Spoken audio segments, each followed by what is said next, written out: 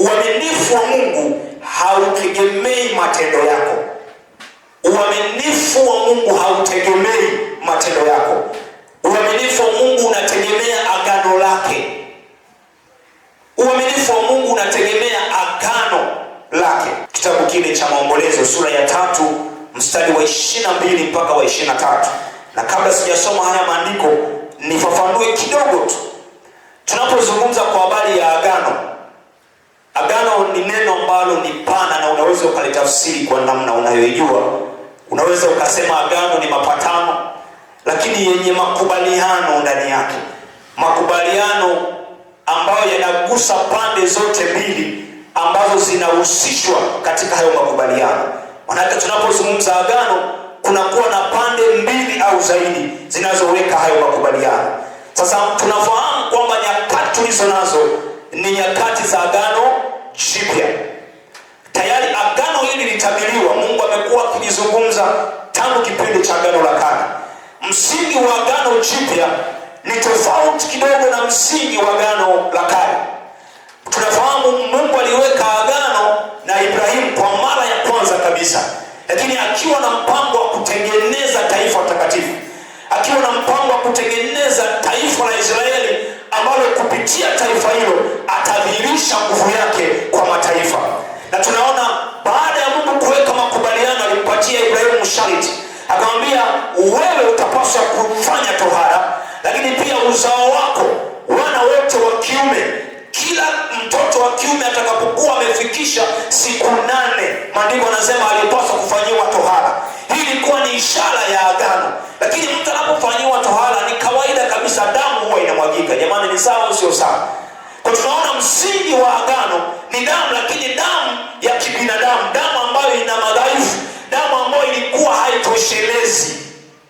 Lakini tunaona kwenye agano jipya mambo yalibadilika, kwa sababu damu ambayo inatumika ni damu ya Yesu Kristo. Jamani, Bwana asifiwe sana. Msingi wa agano jipya ni damu ya Yesu Kristo. Mungu anapoiangalia damu ya mwanae Yesu Kristo, mwanae mpendwa, anapoiona dhabihu ambayo alitoa kwa ajili yetu, anaamua kuachilia rehema juu ya maisha yetu. Jamani, Bwana asifiwe sana. Na maandiko yanasema kwenye kitabu cha Efeso sura ya 2 mstari ule wa 8, maandiko yanasema tumeokolewa kwa neema na wala si kwa matendo, mtu yeyote asije akajisifu. Kwa hatujisifu kwa matendo, lakini tunajisifia neema ya Mungu ambayo tumeipata kupitia dhabihu ya msalaba. Jamani, amina. Na maandiko yanasema kwenye kitabu cha Maombolezo sura ya 3 mstari wa 22 na wa 23, maandiko yanasema ni huruma za Bwana kwamba hatuangamii, kwa kuwa rehema zake hazikomi, ni mpya kila asubuhi, uaminifu wako ni mkuu. Maandiko yanaeleza hizi rehema ambazo Mungu anaziachilia baada ya kuiona damu ya Yesu ambayo ndiyo msingi wa agano. Maandiko yanasema anapoliona agano lake anaachilia rehema zake juu yetu. Jamani, Bwana asifiwe sana. Na tunaelewa maandiko yanasema ni kwa huruma zake kwamba hatuangamii, ni kwa huruma zake familia zetu ziko salama, ni kwa rehema zake maisha yetu yako salama, ni kwa rehema zake ulinzi wa Bwana umefunika maisha yetu. Na si kwa sababu ya matendo, hatujivunii matendo, tunajivunia rehema za Bwana ambazo Mungu anaziachilia kwetu, akizingatia agano ambalo amelifanya kupitia damu ya Yesu Kristo. Jamani, Bwana asifiwe sana. Kwa hiyo Mungu hachochewi na matendo yako. Na kiufupi ni kwamba matendo yetu ni dhaifu kiasi ambacho wakati mwingine Mungu anapoyaona yanamrudhi tu hata hivyo, kwa sababu sisi ni dhaifu kiasi ambacho hatuwezi kukamilisha kile kiwango ambacho Mungu anakitaka. Na ndio maana ilibidi Yesu Kristo aje ili yeye awe katikati, atuunganishe na Mungu wetu.